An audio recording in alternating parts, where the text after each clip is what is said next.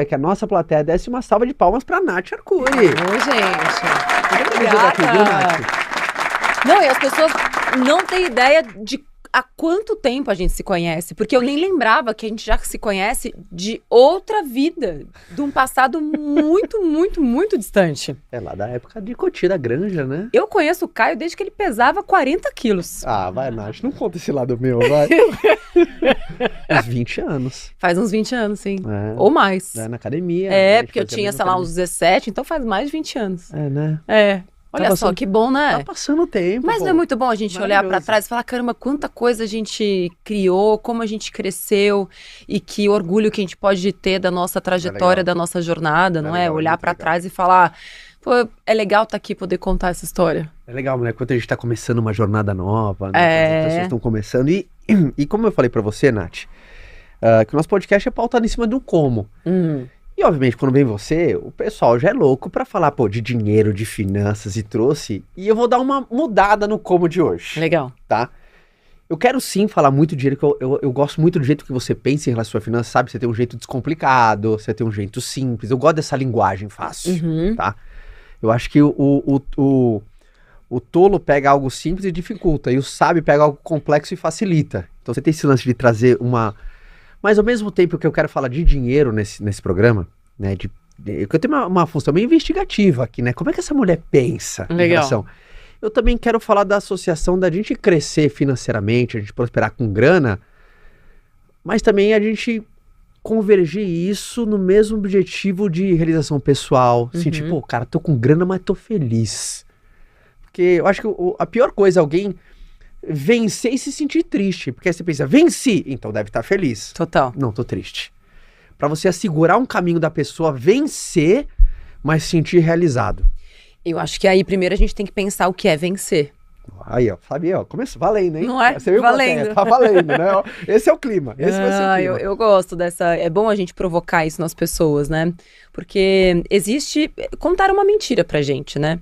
Que quando você tiver muito dinheiro, você vai vencer. Acontece que vencer não é só você ganhar muito dinheiro. Vencer na vida tem uma série de outros aspectos, né? Que tem muito a ver também com o que é riqueza. Tá. E riqueza também não tem só a ver com o dinheiro. É claro que o dinheiro, ele proporciona muitas coisas.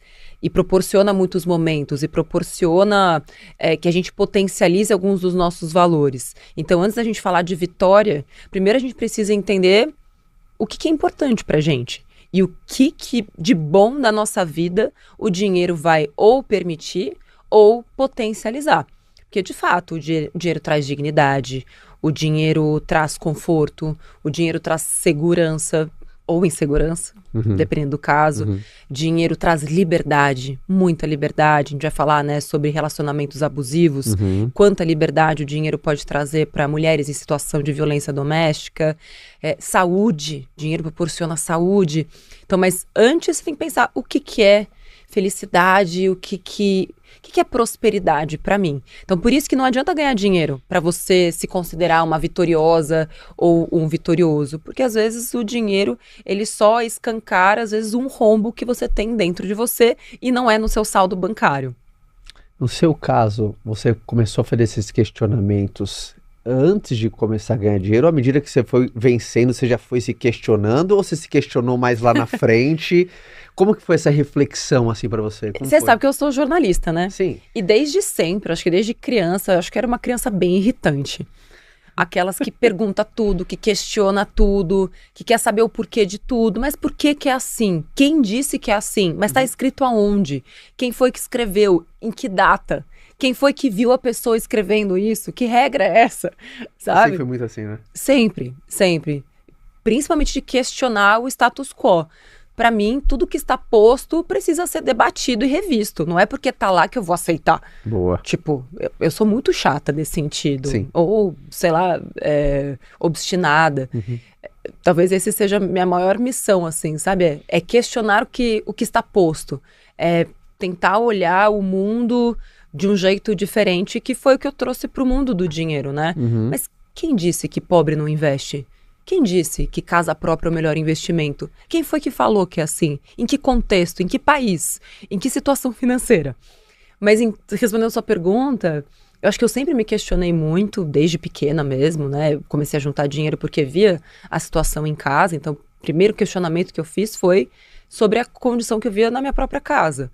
E depois, até por conta da reportagem, você vai vendo tantos exemplos de pessoas que têm muito pouco dinheiro, mas são tão felizes. E normalmente são pessoas, assim, gente que se ferrou tanto na vida. Fiz tanta reportagem sobre superação. De gente que, sabe, aquela pessoa que quase morreu e sobreviveu. Gente que perdeu a perna, gente que perdeu a família, gente que perdeu o coração. Gente que perdeu, sabe assim? E aquela perda foi o que fez a pessoa quase que ressuscitar pra vida. E entender o que ela estava fazendo aqui. E fez a vida ter outro sentido. E o dinheiro pouco importava para aquela pessoa. E também vi gente que tinha muito dinheiro, mas era extremamente infeliz.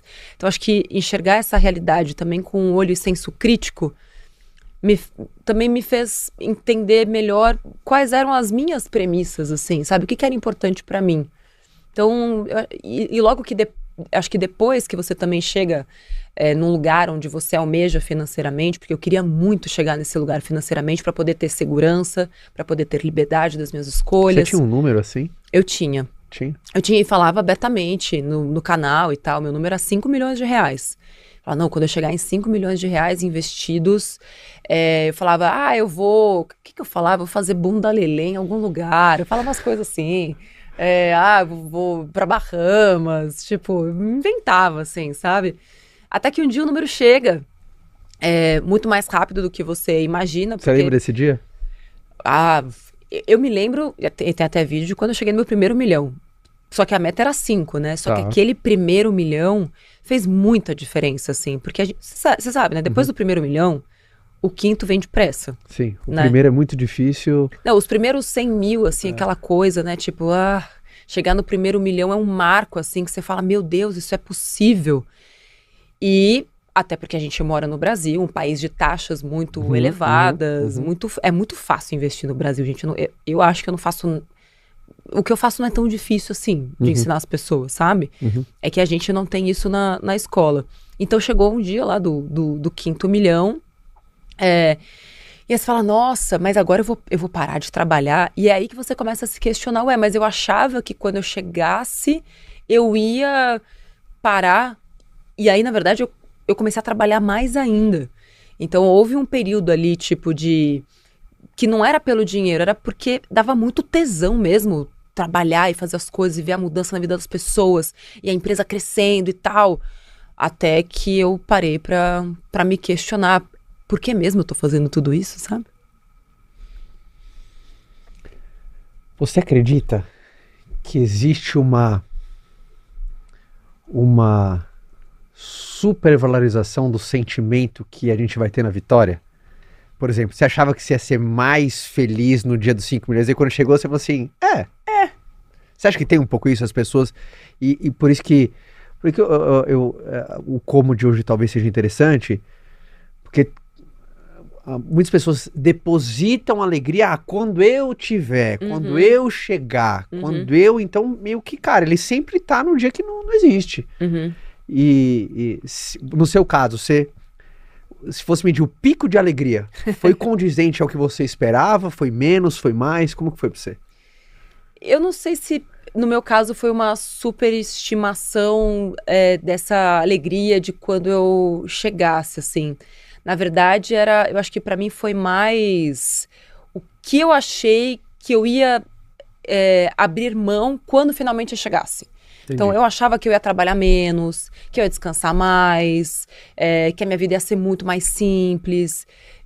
Eu acho que era mais na questão prática mesmo, Entendi. Sabe? Perfeito. Eu não imaginava que o preço de fazer sucesso e de ter grana, de ter uma empresa grande, fosse tão alto. Que ia ser tão cansativo, na verdade, sabe? Porque o processo até lá foi muito divertido. Mas aí, quando você chega no tal do lá, fala, cacete, é difícil você se manter nesse lugar, né? É cansativo. Então, parece que a parte da alegria do processo, não da chegada, ela foi ficando pelo caminho. Porque os estresses vão aumentando, as responsabilidades vão aumentando, os boletos vão aumentando, né?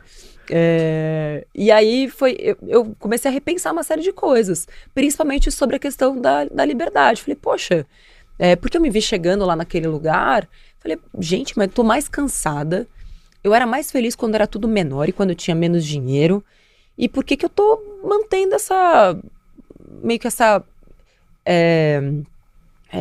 esse padrão, né? Não era meu padrão de vida, era um padrão de negócio mesmo, assim, sabe? E aí eu falei, eu acho que eu preciso diminuir pra caber, porque eu mesma já não cabia dentro daquele negócio, sabe? A gente já não era mais compatível. Aquele virou um negócio que não era o que eu queria, assim, sabe? Então eu precisei dar alguns passos para trás para voltar a ser feliz com o que eu tinha. E eu acho que isso o dinheiro proporciona. Falei, cara, eu ensino tantas pessoas a terem dinheiro para serem livres. E hoje eu tenho dinheiro para fazer o que eu quiser, para parar de trabalhar a hora que eu quiser. E por que que eu tô trabalhando com coisas que não me fazem feliz? Eu preciso ser coerente com aquilo que eu ensino com as pessoas, sabe? Por mais que isso doa em mim e nas próprias pessoas. Porque ninguém espera você dar um passo para trás. Muito bom. Ou 20 passos para trás. Ninguém tá esperando você falar, então, eu vou precisar mudar toda a minha empresa. Eu tava crescendo, o faturamento aumentando, mas não é isso que eu quero, sabe?